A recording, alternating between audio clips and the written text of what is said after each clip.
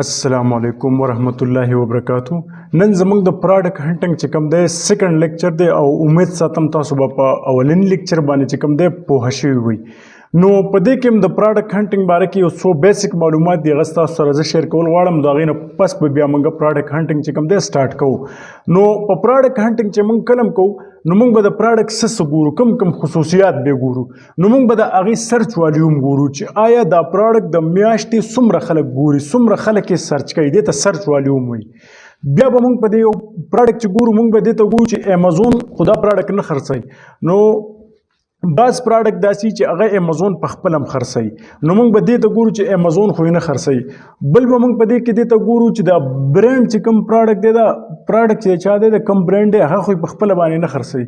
بیا به پکې موږ دې ته ګورو چې ګیټډ دی ان ګیټډ دی، دا موږ ویلو ځکه چې بیا بعض پراډکټ داسې چې هغه ګیټډ یا ان ګیټډ نو هغه به تاسو ته مخکې نه ګورئ ځکه چې بیا تاسو ټول محنت وکړئ او پراډکټ داسې چې هغه امیزون تاسو ته اجازت نه درکوي چې خرڅ کړئ یا ستاسو نه نور د هغې دپاره سرټیفیکیټ کاغذات غواړي نو بیا هم تاسو ته مشکل راځي.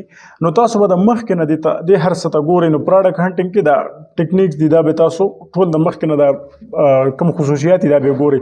بیا دغه شانته ایسن دی چې ایسن امیزون سټینډرډ آئیډنټیفیکیشن نمبر چې کوم دی دا د هر پراډکټ به تاسو سوچ کوئ ځان سره نوٹ کوئ. بیا به دغه شانته بی اس آر دی بیسٹ سیلر رینک دی چې بیسٹ سیلر رینک به موږ د هر یو پراډکټ ګورو دا په هره کیټګري کې ځان له ځان لې بیسٹ سیلر رینک تاسو ته ما دا مخکې ایکسپلین کړی. نو بیا دغه شانته ویټ دی چې هغه پراډکټ وزن څومره دی، سایز یې څومره دی، ډایمنشن یې څومره دی، دغه شانته پرایس یې څومره دی، دا پراډکټ د کوم مټیریل نه جوړ دی، د دې ریټینګ او ریویوز څومره دي، دا پراډکټ چې کوم کسان خرڅوي په هغه کې اف بی اے والا څومره کسان دي، اف بی ایم والا څومره کسان دي. اف بی او اف بی ایم کو تاسو نه یاد کړي بیا به موږ را روان ویډیوز کې دا وایو په دې به ځان له ویډیوز جوړو.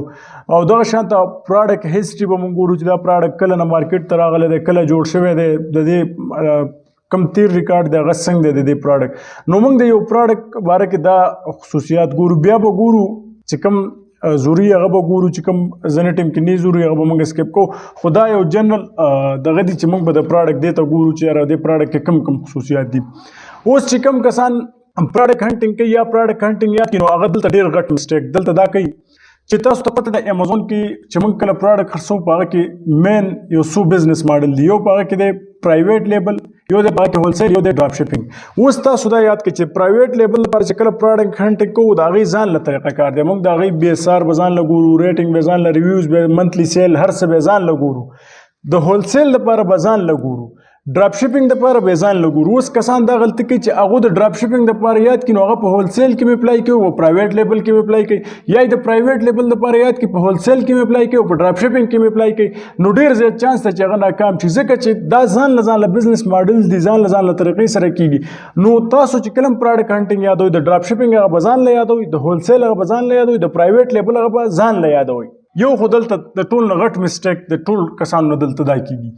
بیا بل غټ مسټیک په ډراپ شپ په پراډکټ هنټینګ کې خلک څه کوي؟ په پراډکټ هنټینګ کې دا کوي چې تاسو د یو اس مارکیټ دپاره پراډکټ هنټینګ یاد کړو ایز ا پرایویټ لیبل، یا تاسو د یو اس مارکیټینګ د ډراپ شپینګ دپاره تاسو وکړو چې داسې به موږ پراډکټ هنټینګ کوو. یا فار ایگزامپل تاسو د هولسیل لپاره وکړو د یو اس مارکیټ دپاره نو هغه په یو کې به نه اپلای کېږي.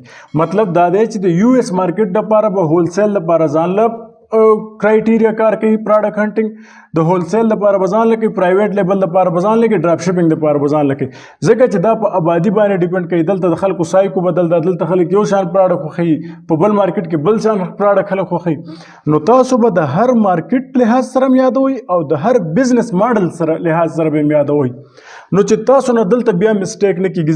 زیاتره کسان دا غلطي کوي چې هغه ډراپ شپینګ لپاره یاد کړي یا د هولسیل لپاره پراډکټ هنټینګ کرایټیریا یاد کړي، خو بیا چې کوم دی هغه په یو اس مارکیټ دپاره یاد کړي نو په یو کې کې مې اپلای کوي. نو دا لازمي چانس دی داسې وه چې هغه پراډکټ چې کوم دی هغه ونه چلیږي، هغه ناکام شي. ځکه چې تاسو چې یادوئ نو د یو اس لپاره به ځان له یادوئ، د یو کې مارکیټ دپاره یا داسې نور څومره غټ مارکیټونه دي د هغې دپاره به تاسو ځان له یادوئ.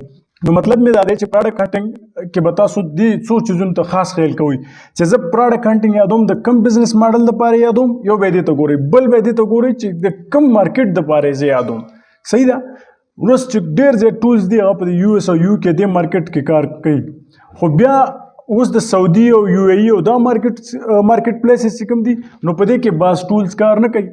دلته به موږ په نورو طریقو سره پراډکټ هنټینګ کوو. نو تاسو به دې ته ګورئ چې تاسو کوم پراډکټ هنټینګ کله د یو اس لپاره یا د یو کې لپاره هغه په سعودي مارکیټ کې یا په یو ای مارکیټ کې هغه نه اپلای کیږي. دلته چې کومه طریقې سره پراډکټ هنټینګ کیږي هغه ځان له طریقې سره کیږي. او د یو اس یو کې لپاره چې کومه کرایټیریا ده هغه به موږ د یو زه به تاسو سره یو بزنس لپاره هم شیر کوم او د یو مارکیټ لپاره هم سره شیر کوم. نو زه به تاسو ته وایم چې د یو اس مارکیټ لپاره دومره بي اس آر پکار دی، دومره ریټینګ ریویوز پکار دي، د پرایویټ لیبل دا پکار دی، هول سیل لپاره دا، ډراپ شپینګ لپاره دا، د یو کې لپاره دا پکار دی، د سعودي لپاره دا، یو ای لپاره دا. نو بیا به تاسو بالکل صحیح پراډکټ هنټینګ کوئ، د هغه مارکیټ لحاظ سره به کوئ. نو چې تاسو په دې چیزونو کې نه غلطیږئ، ځکه چې موسټلی چې کوم غلطي کسان کوي په پراډکټ هنټینګ کې او یا بیا هغه پراډکټونه چلیږي خرڅ نشي، نو بیا کسان ته وروسته د خپلې غلطۍ احساس کېږي. نو هغې نه ښه خبره دا ده چې تاسو ته دا پته وي. او کم کسان تاسو په خپله بزنس سټارټ کوي ایز ا وی کار یا سټارټ کوي د چا لپاره، نو چې تاسو ته د دې بیسک چیزونو پته وي چې یاره زه پراډکټ هنټینګ د کم بزنس ماډل لپاره کوم او د کم مارکیټ لپاره کوم. نو پراډکټ هنټینګ چې کوم دی هغه به موږ بیا مخکې وایو، یو پراډکټ به موږ ګورو، د هغې هر څه به ګورو. او تاسو ته ما ویلو په دوه طریقو دی، یو په مینول طریقه دی، یو بای ټولز دی. د ټولز کې چې کوم دی بیا پری ټولز هم شته، پیډ ټولز هم شته. موږ به په دې کورس کې چې کوم څومره پری ټولز دي چې هغه تاسو ته زه وښیم چې تاسو خپل لږ ډېر کار پریکټیکل په امازون کې سټارټ کړئ. ځکه چې موسټلی کسان سره اکاونټس نشته، نو اکاونټ دی خو د پراډکټ هنټینګ باندې خو کار کوي. پراډکټ هنټینګ لپاره اکاونټ څه ضرورت نشته، بس amazon.com ویب سایټ وکولو کې مختلف پراډکټس راځي او تاسو به یو پراډکټ ګورئ، تاسو به د امازون سره عادت شئ. نو دغه شان چې بیا کوم د مخکې بنګ زو نو موږ به بیا وایو پریکټیکلی. خو دا یو څو بیسک خبرې چې ما دا تاسو اول یاد کړئ چې تاسو ته پته ولګي چې پراډکټ هنټینګ دپاره به بیا موږ د یو مارکیټ دپاره کرایټیریا شیر کوو چې د دې مارکیټ دا کرایټیریا ده، د دې بزنس ماډل لپاره دا کرایټیریا ده. بل تاسو چې کوم دی په دې کې دا خبره ضروري ده چې دا پراډکټ امازون خرڅوي یا نه خرڅوي، یا برانډ خرڅوي یا نه خرڅوي. په دې باندې به موږ لږ ځان پوه کوو چې موږ ته به څه پته لګي چې کوم پراډکټ امازون خرڅوي او کوم برانډ خرڅوي. او موږ ته به دا څه پته لګي چې نمبر اف اف بی ایم پکې څومره دي، مطلب څومره کسان پکې اف بی ایم کوي او څومره پکې اف بی اے کوي. نو دلته دا پراډکټ دی که نه، تاسو به دې ته سوچ کوئ چې دې کې څومره کسان اف بی اے کوي او څومره کسان اف بی ایم کوي. اوس دلته یو کس دی هغه ته دلته شپس پرام لیکل شوی، هغه ته مخامخ amazon.com دی او سولډ بای امازون دی.